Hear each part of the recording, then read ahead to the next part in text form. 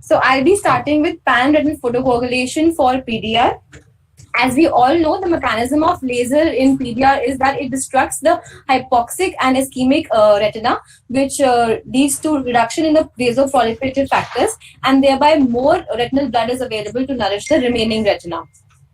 The pathophysiology being microvascular occlusion leading to retinal ischemia and production of angiogenic mediators causing neovascularization, the proliferative stage of diabetic retinopathy. The DRF study suggests that PRP is indicated for any eye with high risk characteristics of PDR. I'll not go into details.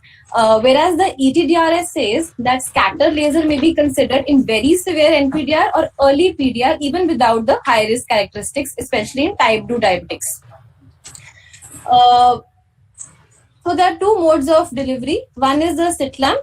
The slit lamp offer advantage that it has more precision and control, and we have various lenses, high powered plus lenses, which help us in doing that. They give us a real inverted image and a wide field of view. So like pan fundoscopic, which we use, but all these lenses, they come with their own laser spot magnification factor. And the other one is ILO. So the spot size in ILO depends upon the power of the condensing lens, refractive status of the eye, and spot size at the image plane. The duration of this laser with either of the two methods is 0.1 to 0.2 seconds. The power should be titrated from the lowest possible value, gradually increasing the power until we get a mild to moderate burn, that is a faint white or a dirty white retinal burn. We should avoid high intensity chalky white burns because they can destroy the rupture the Bruch membranes and cause hemorrhage or even CNVM later on.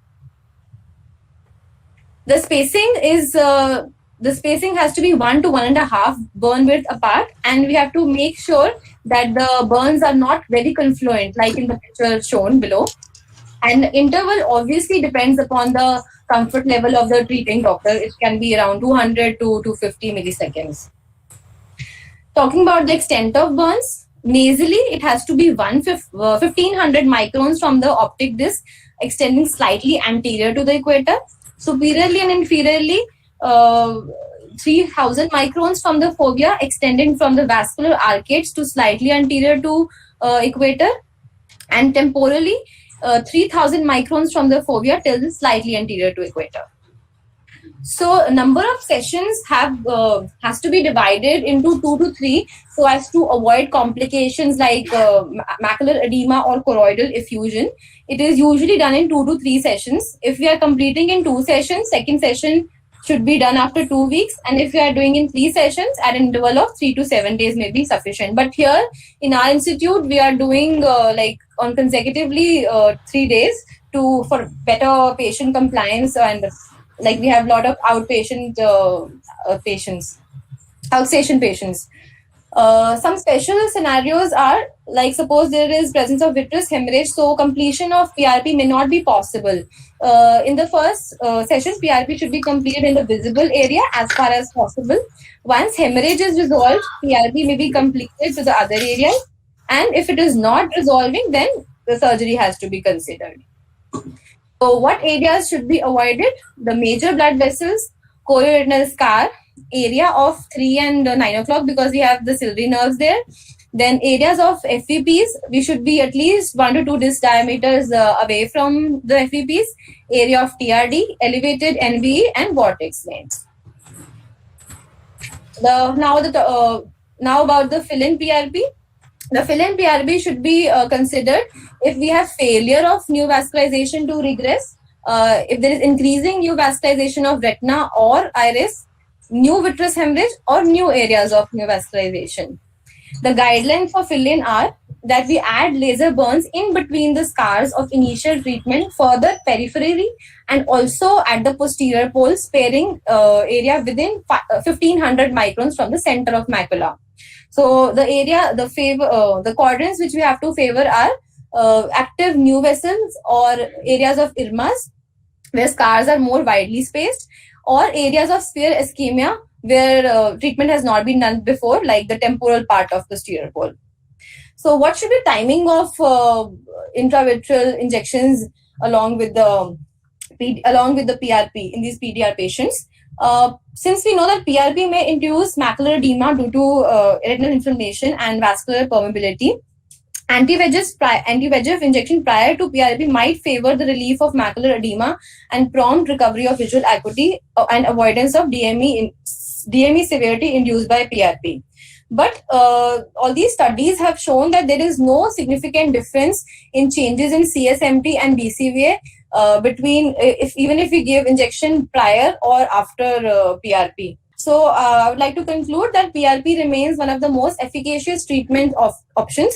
The clinical goal is to administer enough laser burns to ischemic retina to induce regression of active neovascularization and prevention of new hemorrhage. The overall goal of PRP is to achieve maximum preservation of vision while maintaining patient comfort and minimizing patient morbidity. These are my reference. Thank you. Thanks, Sukarna, for taking over Sujay's presentation. Just to emphasize, when you do an intense laser burn, it is not only damaging the Brooks, which is actually quite rare with the ILO because you are using a larger spot size, but more importantly, you're actually causing visual field loss because you're causing a full thickness retinal burn, which damages the nerve fiber layer. Okay. And the second point is when you are doing PRP, there's always a risk that you will hit vessels, so you have to be very careful of hitting the retinal vessels as well as new vessel disease. So you have to avoid these areas of new vessel disease.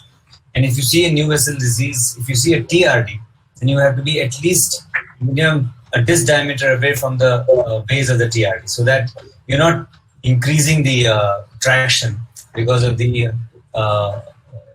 change in the balance of VEGF versus the pro-fibrotic chemokines. So those are the points I had to add. If anybody else wants to add a few points, we can do so before we start the next presentation. So Jayaprakash says you can avoid intravitreal injection on the same day as the. You can do that.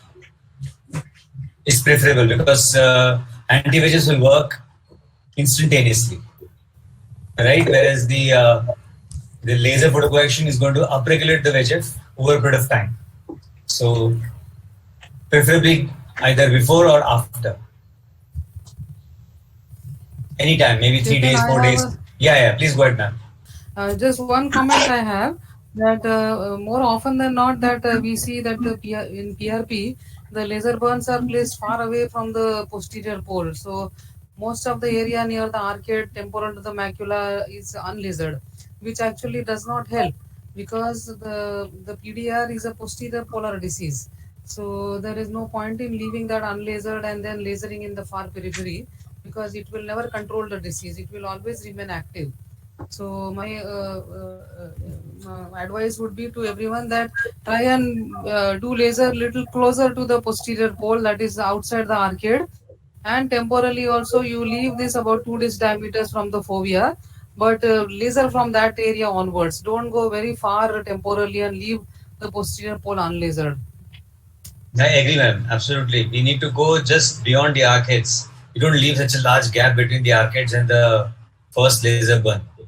And preferably try to do the inferior retina first, because sometimes in cases of delay in the second sitting, we might have bleeding in that region. So it's always better to do the laser in the inferior retina first. I would preferentially use a sit lamp because that's more controlled and less painful to the patient. It may be a little discomforting, but less painful to the patient.